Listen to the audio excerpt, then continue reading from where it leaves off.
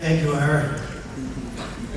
Just sit on my chair and make sure to pull at the time. I thought I was going to be last there. So I thought I was going to start early in the night. I thought I was going to be last, so I'm in the middle. So anyway, I'm proud to be here with this part of the class of 2022, which is the 23rd class of the Florida chapter of the National Wrestling Hall of Fame. I want to thank the entire Hall of Fame committee for their efforts to make this event so special. And I want to thank you all for coming. I want to especially thank Gary and Jane Townsend, who started the Hall of Fame some 23 years ago and have worked tirelessly over the past 2 decades to make this event so special to me and as an inductee and to the attendees. Thanks also to Walt Allison, David Laxton, Bob Walker, Ira Fleckman, and Sam Agresti, and I guess John Vaughn, who all helped launch this organization in the year 2000.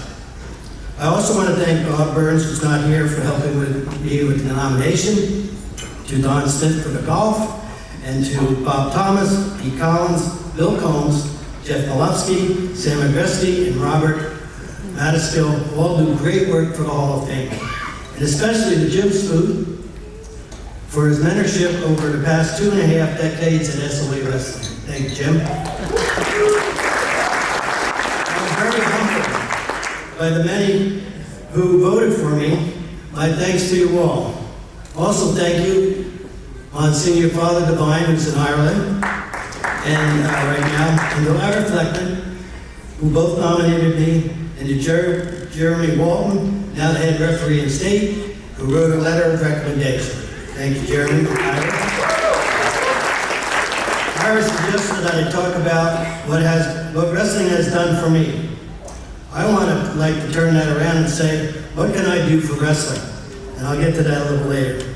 I grew up in a small borough of Hampton, New Jersey, some 1,000 people. In 1951, I was born on a Main Street, 116 Main Street. And you know what? You can go back to that town now, and the town is like, it's stuck in time. All the same houses are there. Anyway, there was no gym at my grammar school, so no wrestling. But there was a baseball field, and when I was 8 or 9 years old, I played in the town's recreation league, was put in for a required minimum for 2 innings per week, and I don't blame the manager. I was pathetic. And over the next 6 years, I didn't get much better. I was too small.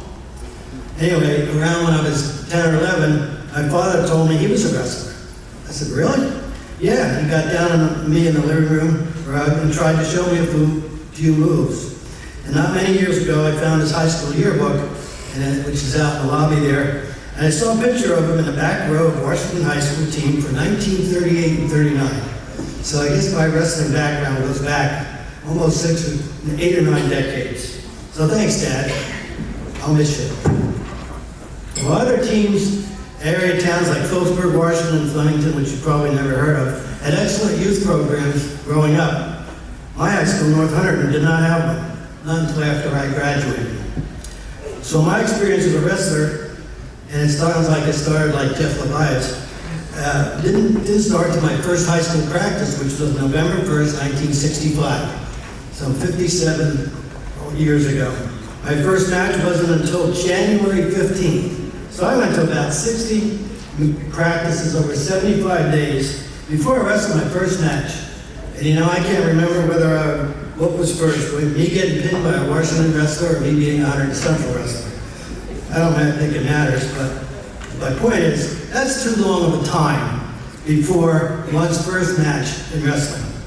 And it's for that reason that I like to work the preseason wrestling tournaments, such as those run by Lake Gibson and Ron Schultz, who are sanctioned by FAWA and USA Wrestling. And I also like to referee the early season JV matchups at Palmetto and Manatee Eyes. Thank you, Mr. Wilkes and Mr. Guglielmini. Or the JV quads in Pinellas County. Anyway, those newest wrestlers definitely need to get matches. And so some of them, I work these couple weeks, and sometimes I see the same kids. And they get more matches in those 2 days than I had in my whole freshman year. And that's not good. So that's what I love about Florida wrestling. There's a lot of wrestling going on in this state every weekend, all throughout the year.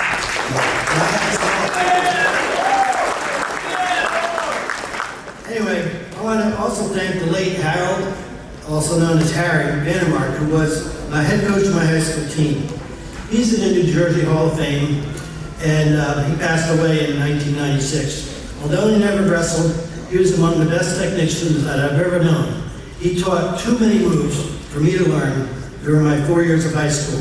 But I did end up atop one podium, there's a picture of it out there, when I won the District 17 title in 1969. Anyway, I want to thank my friend Tom D'Amico and his wife Arlene.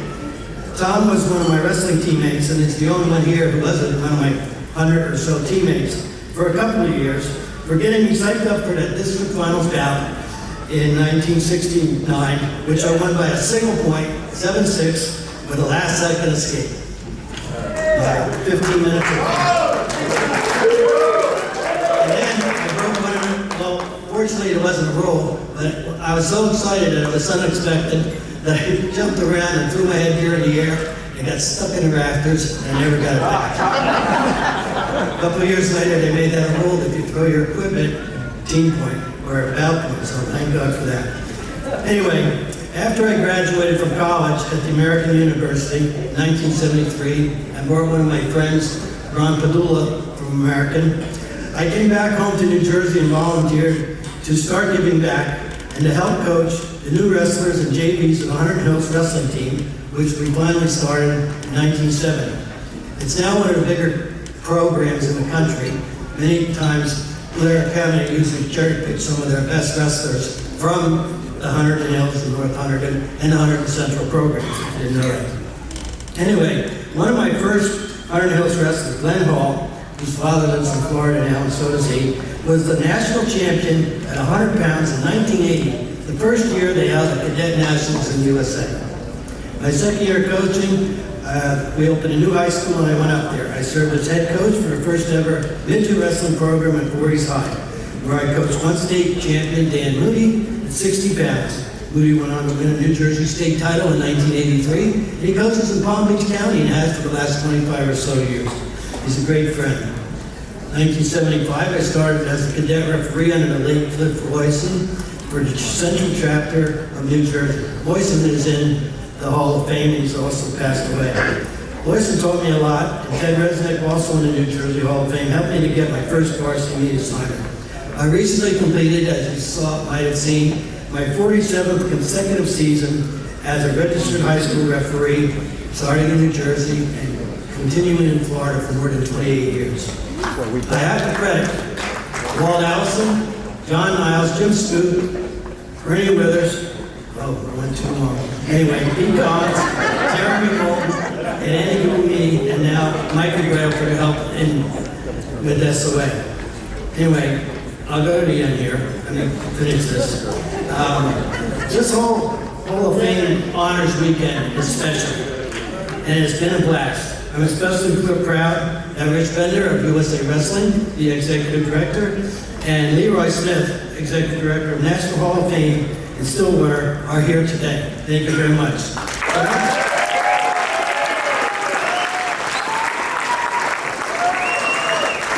want to close with this little ditty from Truckin' by the Grateful Dead. Excuse my voice.